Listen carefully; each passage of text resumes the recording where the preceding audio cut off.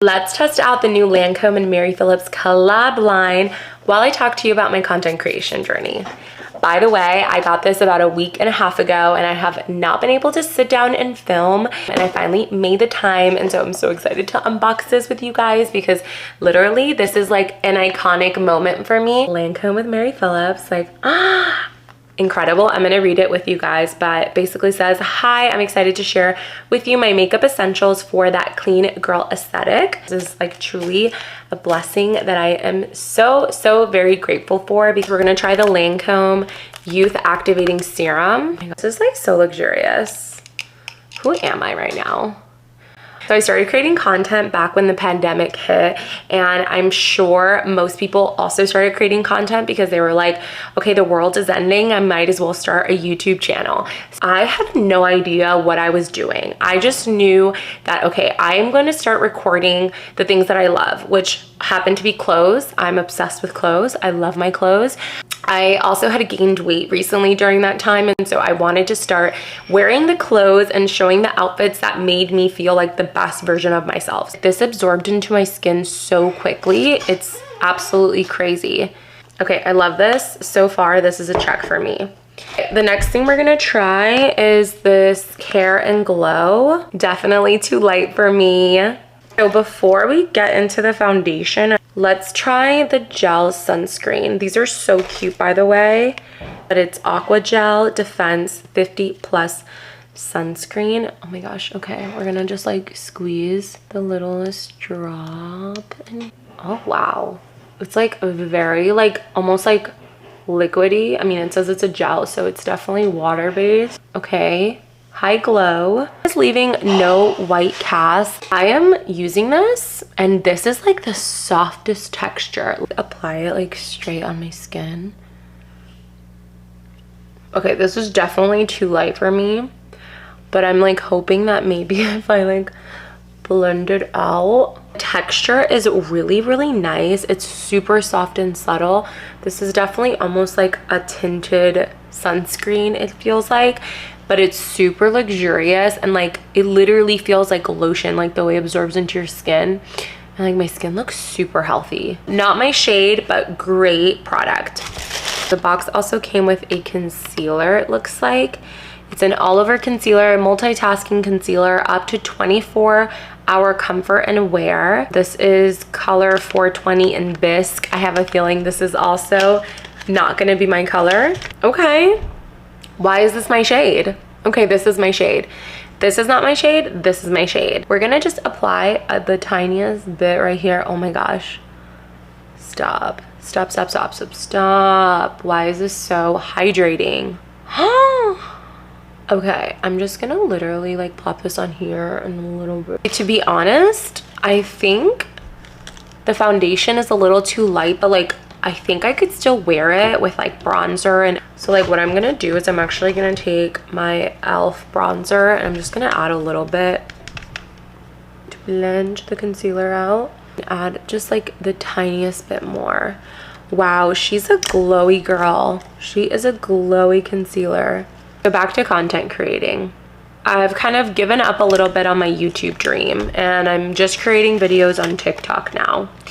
And I get my first viral video on TikTok, which was just a godsend. And I'm sure any of you can relate to this if you're content creating and you finally get that viral video and you're just like, oh my god, it's my time, I've made it, like here I am, like give me the keys, let me in. Went semi-viral. Viral for me back then was like 300,000 views, which was amazing.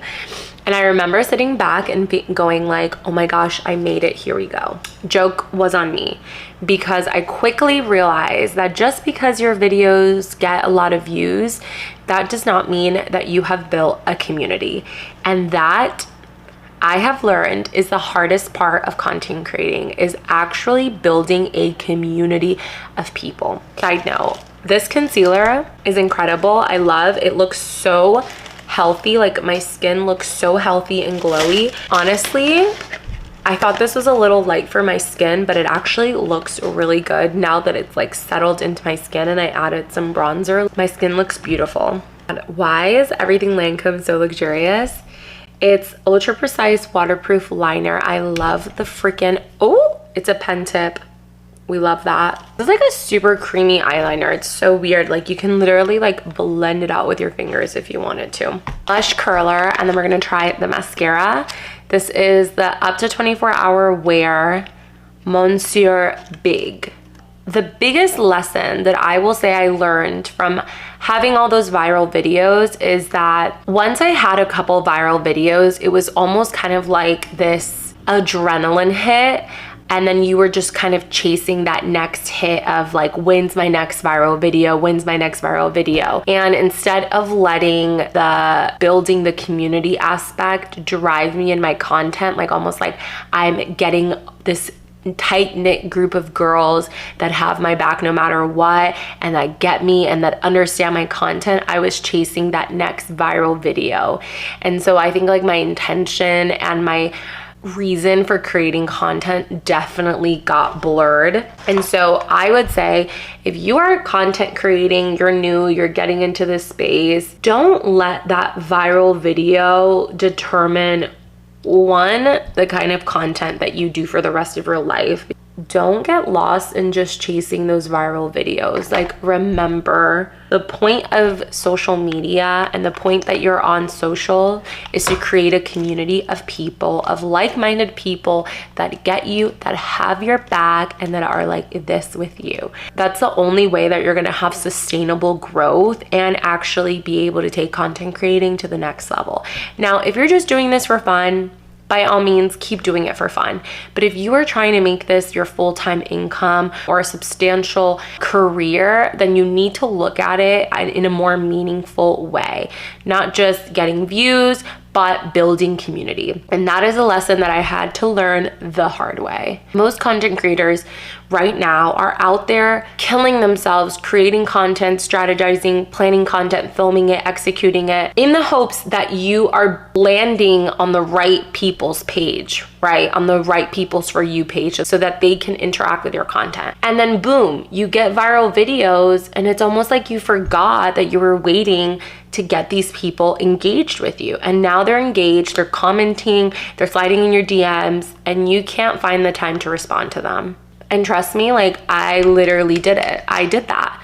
I would leave comments unanswered, and I get, like, I'm not saying that every creator has to respond to every single comment, but if you're like spending all this time and energy in trying to find your people, and one of your people slides into your comments and is like, hey girl, where did you link this? Or where did you buy this?